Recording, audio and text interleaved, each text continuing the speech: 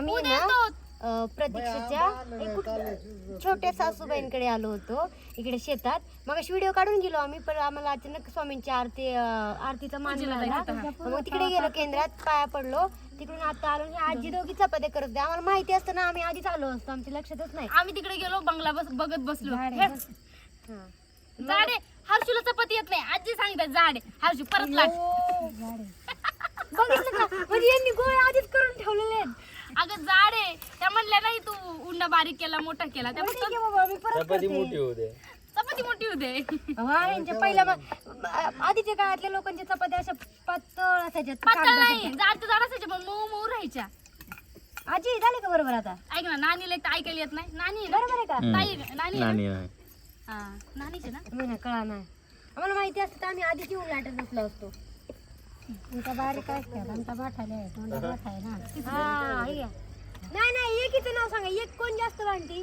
तीच भांडती. मूर्ती बाबा मी ना कोण सोबत बोलणार. सगळ्याला माहिती झालं ही भांड कुदळ ही एक नंबरची भांडती. नवऱ्याला तर नको नको करून सोडलं हिने. अहो काय हीच भांडती. आता मूर्ती माहिती बोलायला शब्द नाही, मी विसरले. नाही ऐक ना, रियालिटी समोर आली मग ती गप बसली. कळलं का? माझ्या डोक्यात भांडण होते, मग तुमच्या जटाला जटा बांधते, म्हणजे केस बांधते म्हणताय. पण आजी आमच्या दोघीची नाही भांडणं होत, आमच्या दोघींची भांडण नाही होत. नाही तिचं आणि तिच्या नवऱ्याचं होतं.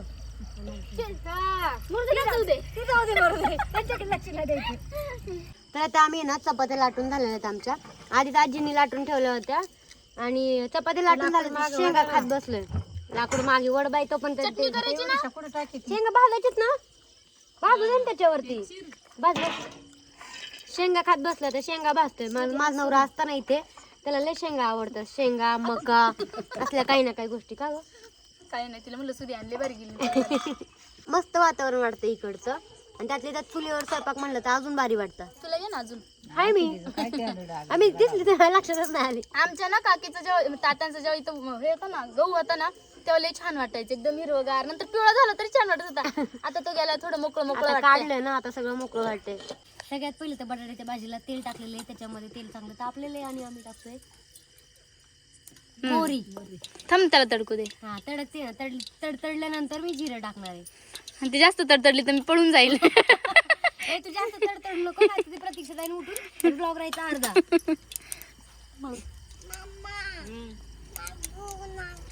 भूक लागली तुला, थांब 2 मिनिटं.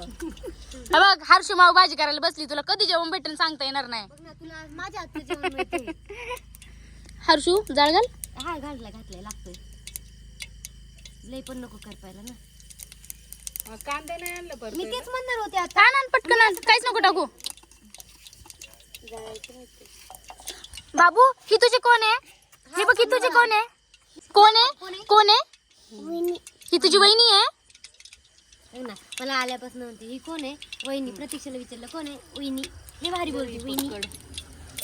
तू हुशार पिल्लू आहे. अगं बाई, म्हणजे मी बघत नाही ना. कितीतरी जवळपास वर्षांनंतर म्हणायला हरकत नाही, कितीतरी वर्षांनंतर चुलीवरती स्वयंपाक बनवते. म्हणजे यांनी आधी चपात्या करून ठेवलं होतं, पण मी आल्याच्यानंतर भाजी टाकते माझ्या हातची. तू तर माझ्यासारखं केलं. कांदा कापून ठेवलेला होता, बटाटा शिजून ठेवला होता, लसूण काढून ठेवलेला होता, कोथिंबीर, कढीपत्ता. कधी कधी काय असतं, कोण फोडणी देते ना त्याच्यावर पण डिपेंड असतं की नाही सगळं. त्या नाही म्हणणारच नाही. कोणाकोणाच्या. मग तू केलं तर त्याला कदाचित मीठ कमी पडेल, तिखट कमी पडेल, हे उठ बरं, मी बघते करून. डिपेंड असतं नाही. ऐक ना, तू केल्याच्या नंतर दाखव हा हे केलंय म्हणून. माझा कांदा आता छानपैकी परतलेला आहे. मी त्याच्यात हळद टाकून घेतलेली आहे, मीठ पण टाकले. ज्यावेळेस आपण कांदा परततो ना त्यावेळेस मीठ टाकलं ना तर त्या कांद्याला अजून चांगली टेस्ट येते. त्याच्यामुळे परतताना कधी पण मीठ टाकायचं थोडंसं, आणि बटाटा टाकून घेते याच्यावरती. काय काय टाकला याच्यात सांग ना. जिरे, मोहरी, कांदा, काय कढीपत्ता, लसूण, मिरची, हळद, आणि आता बटाटा टाकते आहे. ओवा पण टाकला. कोणाची पूजा नाही झाली अजून. फोन चालू आहे का? नाही झाली. बघा मी बटाटा किती छान केला, एवढा बारीक बारीक फोडी केलेल्या आहेत. म्हणजे त्यांचं असं म्हणणं होतं जास्त मोठा मोठा करू नका, नाही त्याला हळद मीठ मिरची लागत नाही. मीठ मिरची लागत नाही. ते किती छान बारीक बारीक फोडी केलेल्या आहेत. आणि बटाटा असं मापात शिजलेलं आहे, असं जास्त पण नाही.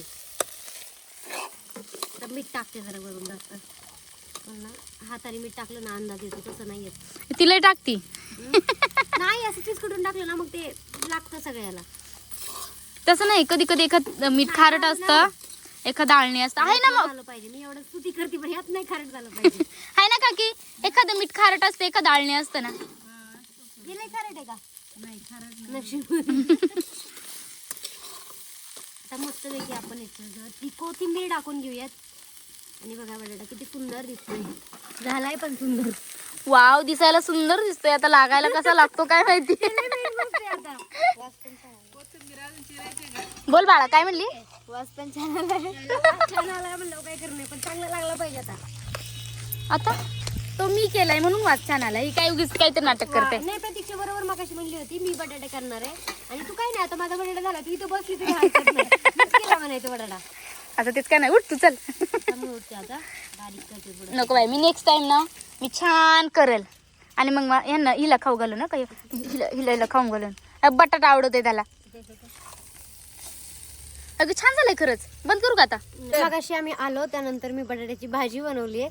दोघींनी म्हणजे आजींनी त्यांनी आधीच चपात्या बनवून ठेवल्या. मग 4-5 राहिले होते शेवटच्या, तेवढ्याच लाटल्या. आणि त्यानंतर असं मस्त इकडे जेवण करायला बसलोय आम्ही.